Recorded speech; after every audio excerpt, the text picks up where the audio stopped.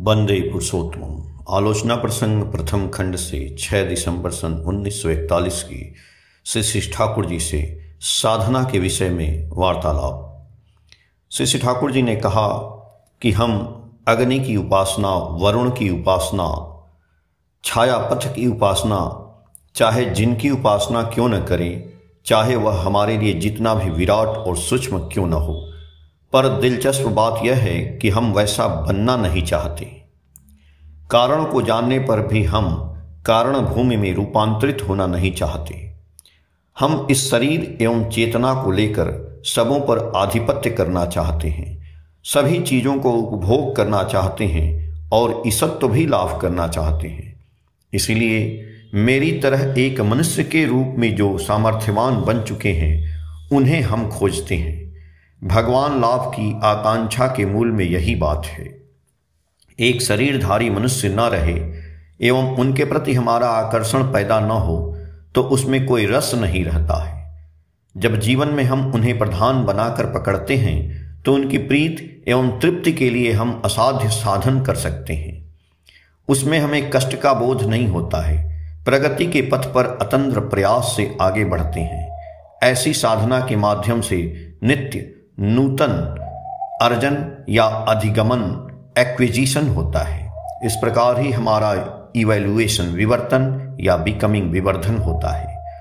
वांछित ही हमारे एलेक्चायर of acquisition अधिगमन का अमृत होते हैं। उस पर आधिपत्य होने पर उसे केवल अपने लिए उपभोग नहीं करना है, बल्कि उनको दूसरे के द्वारा उपभोग करा के स्वयं उपभोग करना चाहिए। कंट्रोल, आधिपत्य करना चाहिए, उनके लिए ही ऐसा करना है, अन्यथा हम अंधकार में बंध जाते हैं।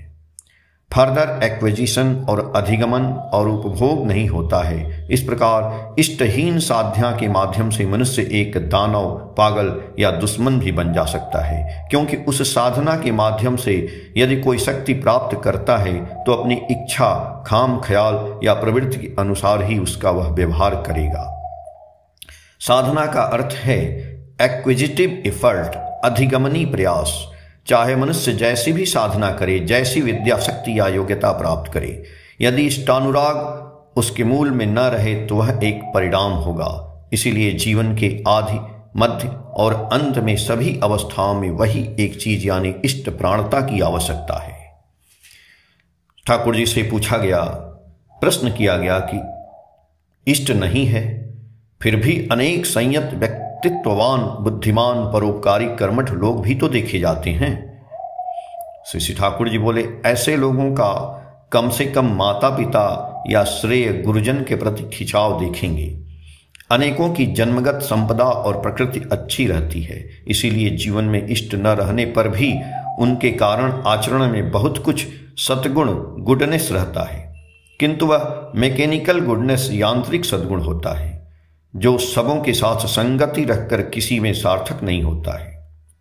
वह एक स्टेराइल अनइवन गुडनेस, बंध्या असमंजस सद्गुण में परिणत होता है, जो प्रेरणा प्रदीप्त कर किसी जीवन को उत्क्रमणशील बनाकर उठा नहीं सकता, क्योंकि श्रेय केंद्रित न होने के कारण उनका मीनिंगफुल एडजस्टमेंट, सार्थक विन्यास नहीं होता है।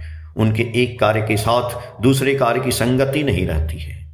श्रेय का अर्थ होता है श्रेय पुरुष, किंतु जो दैविक प्रकृति संपन्न व्यक्ति हैं वे उपयुक्त इष्ट को ग्रहण किए बिना भी स्वतः श्रद्धावान रहते हैं एवं इष्ट का संधान मिलने पर उन्हें ग्रहण करने में ऐसे लोगों को कोई दिक्कत नहीं होती है। यदि कोई हीनत्व बुद्धि, ईर्ष्या या आक्रोश से कुछ नाम कमाते हैं या प्रतिष्ठा के लोभ में परोपकार या बाह्विक आचरण से चलते हैं, उनके दैन्य अर्थात अंदर की असंगति और असामंजस्य पग पग पर प्रकाश में आते हैं। अंत तक वे अपना बचाव नहीं कर पाते हैं, बीच में ही लुढ़क पड़ते हैं। प्रकृति बड़ा कठोर परीक्षक होती है। दीर्घ दिनों तक किसी भी व्यक्ति को दुनिया में धोखा देकर चलने का उपाय नहीं है। जिनकी हीनत्व बुद्धि अधिक है वे सद्गुरु को पाकर भी उन्हें ग्रहण नहीं कर सकते हैं। आत्मसमर्पण की बातों में उनकी सारी सत्ता मानो रौंदी जाती है। तत्पश्चात गणतांत्रिक विधान के विषय में चर्चा चली। श्री ठाकुर जी ने कहा, हम अपनी इस बॉडी शरीर को देखें, प्रत्येक आर्गन शरीर यंत्र को हेल्प मदद कर रहा है। किसी आर्गन शरीर यंत्र में डिफिशियंसी कमी आने पर दूसरा आर्गन शरीर यंत्र उसे मेकअप परिपूर्ण करने में लग जाता है। प्रत्येक का अस्तित्व एक दूसरे पर निर्भर करता है। ब्रेन मस्तिष्क मानो होल समग्र है, इसीलिए उसे उत्तमांग कहा जाता है। सारे आर्गन्स शरीर यंत्र सेपरेटली पृथक रूप से और ज्वाइंटली समवेत भाव से कॉन्स्टेंटली हर क्षण ब्रेन मस्तिष्क को नरिश पुष्ट करने की चेष्टा कर रहे हैं। गुरु का कार्य ब्रेन मस्तिष्क कर रहा है। ब्रेन मस्तिष्क ही इम्पल्स प्रेरणा दे रहा है, सभी को गाइड परिचालना कर रहा है। वास्तविक में संघ, समाज या राष्ट्र को बनाने के लिए इस तरह के संगठन की आवश्यकता है। इसके बिना कोई सिस्टम विधान नहीं उठ खड़ा हो सकता है, ध्वस्त हो जा सकता है। तो यह समझें कि वॉक्स प्योपिल वॉक्स डाई, जनगण की बात भगवान की बात सत्य है, या वॉक्स एक्स प्लेटरी वॉक्स डाई, पूरक पुरुष की बात ही भगवान की बात सत्य है। सफरिंग, दुख का क्रंदन एक ऐसा एटमॉस्फियर आबो हवा पैदा करता है कि एक गुड पेयर सुदंपत्ति के ब्रेन मस्तिष्क को वही आकुलता इस प्रकार धर दबाती है कि वहां परित्राता का सोल आत्मा उतर आता है। एक जाइगोट जीवन कोष कार्ड नाड़ी प्लेन्स्टा फूल में सोए सोए बढ़ता है, मानो नारायण क्षीरोद समुद्र में सोए हुए हैं। लक्ष्मी उनकी पद सेवा कर रही हैं, अर्थात चलन सेवा कर रही हैं। बाद में उसी का एक दिन जन्म होता है, मनुष्य में वही जाग उठता है। जन्म से ही उनके बड़प्पन के झंकार का पता चलता है। सबों के दुख वेदना को दिल में धारण कर उसे दूर करने की प्रतिभा और प्रचेष्टा प्रदीप्त होकर जो आते हैं, ऐसे मनुष्य ही मानव जाति के व्यक्तिगत और समष्टिगत रूप से प्राण और मस्तिष्क स्वरूप हैं। इसीलिए उनको केंद्र बनाकर संघ, समाज या राष्ट्र को संगठित कर दो।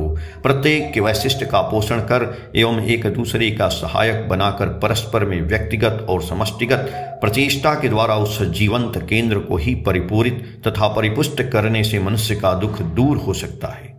सोचकर यह देखो कि तुम लोग ऐसा विधान चाहते हो या नहीं। प्रत्येक व्यक्ति यह चाहता है या नहीं। यही हमारा शाश्वत आर्य विधान है। चाहे इसे जो तंत्र क्यों न कहो, उससे कोई आपत्ति नहीं, किंतु इसकी ही आवश्यकता है। उनका जीवन अनिर्वचनीय अक्षय अमृत से परिपूर्ण है। उनके निकट आकर जो जितना भी क्यों न ले, फिर भी वह अति सामान्य ही होगा।